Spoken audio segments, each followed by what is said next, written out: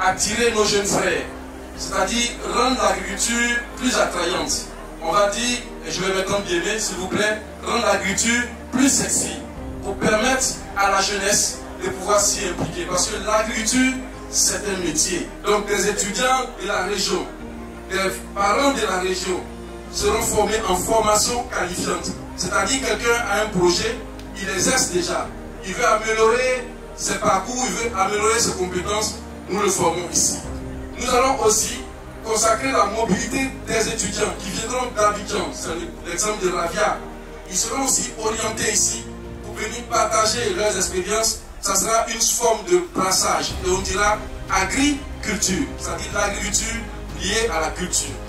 Le PGDEC a une branche de l'apprentissage. À l'époque même, on avait rencontré le directeur pour voir les synergies.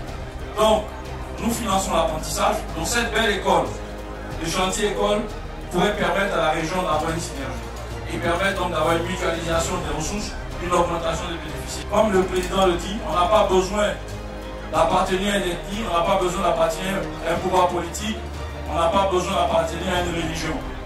Le PGDEC a été évalué par la Banque mondiale comme un des meilleurs projets au monde entier.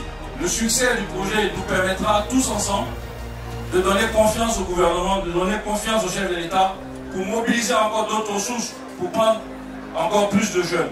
Ce chantier école s'inscrit dans les priorités des années 2023 à 2028.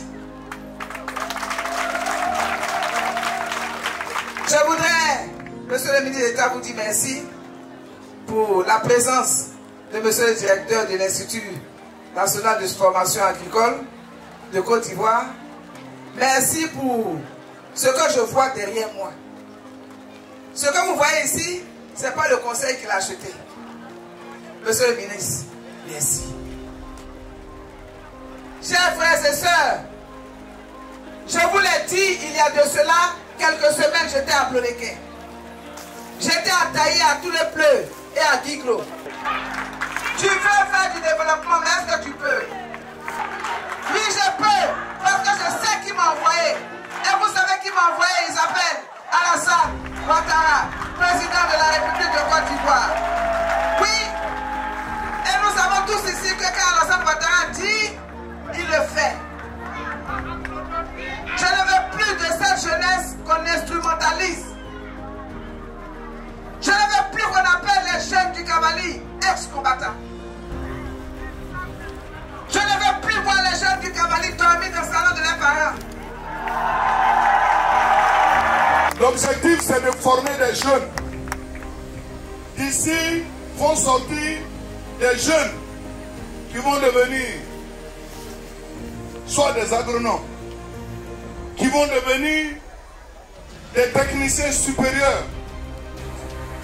C'est ce que nous sommes venus vous dire et c'est ce que nous allons faire ici. Et tout cela grâce à votre vie. Nous ne sommes pas en campagne, mais bientôt nous irons à des élections. Une personne qui fait tout ça pour vous, c'est qu'elle vous aime. Et si vous voyez que nous venons tous les jours, c'est parce que ici, il fait bon vivre. Mais s'il fait bon vivre ici, que vous voyez le ministre, c'est parce que vous avez un objet de valeur que vous devez protéger pour que votre fille reste ancrée dans le cœur du président et dans nos cœurs. Parce que chaque fois que nous avons des projets, que Anounoto est là, elle va toujours grignoter quelque chose pour ses parents. Donc je vous la confie.